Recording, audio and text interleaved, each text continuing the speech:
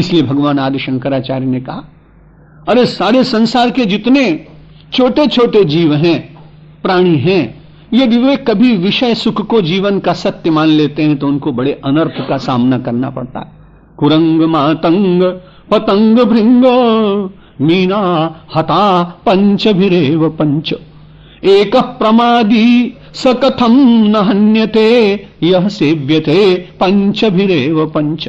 कुरंग जो हिरण है ना, उसको केवल श्रवण के विषय का सुख है, और वो हिरण बेचारा कहीं जंगल में भटक रहा हो और कोई बहुत अच्छा वेणुनाद करने लगे तो उस वेणुनाद को सुनने के लिए धीरे धीरे वंशी सुनने के लिए बिल्कुल निकट चला जाता, और उसको ध्यान नहीं होता है कि ये बहेलिया मुझे बांधने के लिए वंशी बजवा रहा है।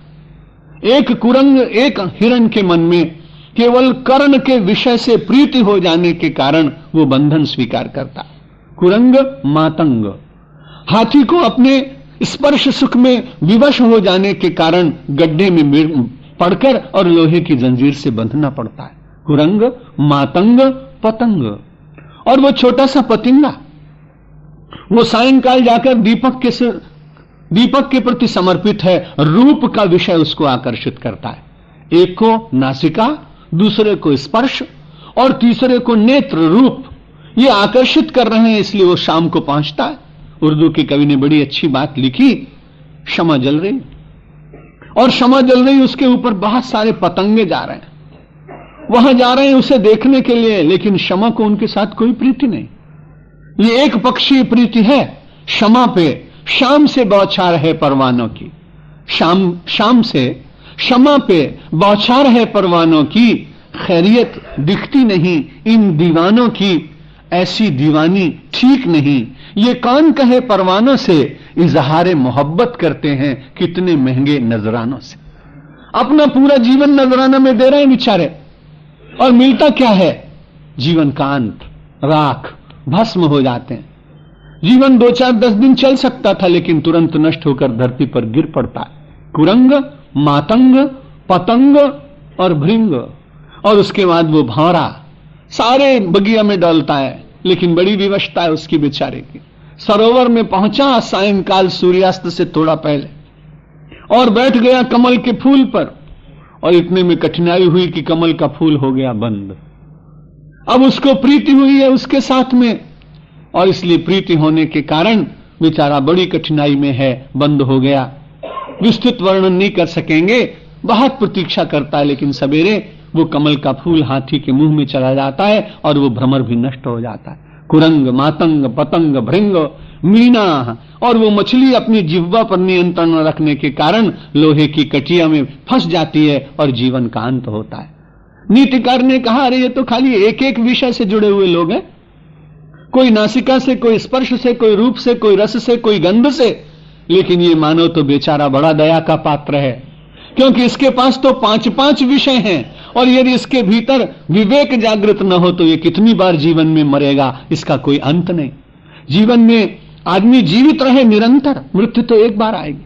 वे बड़े भाग्यशाली लोग हैं जो केवल एक बार ही मरते हैं, लेकिन वे लोग भाग्यशाली नहीं हैं जो जीवन में अपने ही नियमों को बनाए हुए नियमों को तोड़ तोड़ कर बार बार मृत्यु को स्वीकार करते हैं। वो जीवन प्रशस्त नहीं हो सकता। प्रशस्त जीवन जीने के लिए केवल एकमात्र आधार कि आत्मावगम, आत्मा का दर्शन, मन के ऊपर नियंत्रण रखने की इच्छा, और उसके साथ साथ जो विष है, संसार का सबसे बड़ा विष कौन है? वो विषय है। उस विषय से मानव दूर कैसे होगा? उसकी अपनी शक्ति से हो पाएगा? लगता नहीं। इसलिए अंततोगत्वा उसे भगवान से कहना पड़ेगा, अब सौंप दिया इस जीवन का सब भार तुम्हारे हाथों में, सब भार तुम्हारे हाथों में है, जीत तुम्हारे हाथों में और हार तुम्हारे हाथों में, और हार तुम्हारे हाथ। मेरा निश्चय बस एक यही, एक बार तुम्हें पा जाऊं मैं, एक बार तुम्हें पा जाऊं मैं, अर्पण कर दूं दुनिया भर का सब प्यार तुम्हारे हाथों में, सब प्यार तुम्हारे हाथों में। जो जग में रहूं तो ऐसे रहूं जो जल में कमल का फूल रहे, जो जल में कमल का फूल। मेरे सब गुण दोष समर्पित हो करतार तुम्हारे हाथों में, भगवान तुम्हारे। यदि मानव का मुझे जन्म मिले तो तव चरणों का पुजारी बनूं, तो तव चरणों का पुजारी बनूं।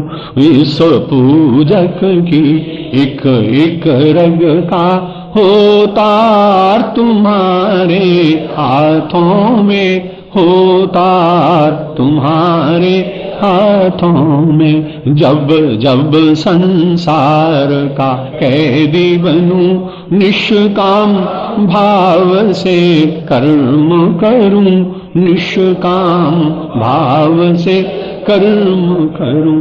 फिर अंत समय में प्राण तजूं निराकार तुम्हारे हाथों में, साकार तुम्हारे हाथों में। मुझ में तुझ में बस भेद यही, मैं नर हूँ तुम नारायण हो, मैं नर हूँ तुम नारायण हो। मैं हूँ संसार के हाथों में, संसार तुम्हारे हाथों में, संसार तुम्हारे हाथों में। अब सौंप दिया इस जीवन का सब भार तुम्हारे, ये सब भार तुम्हारे हाथों में है। जीत तुम्हारे हाथों में और हार तुम्हारे हाथों में, और हार तुम्हारे हाथों में। शंकर भगवान की जय, रामचंद्र भगवान की जय, कृष्णचंद्र भगवान की जय, जगदम्बे माता की जय, पवन सुत हनुमान की जय, सनातन धर्म की जय, भारत माता की जय, सब संतों की जय। ओम नमः पार्वती पतये, हर हर महादेव।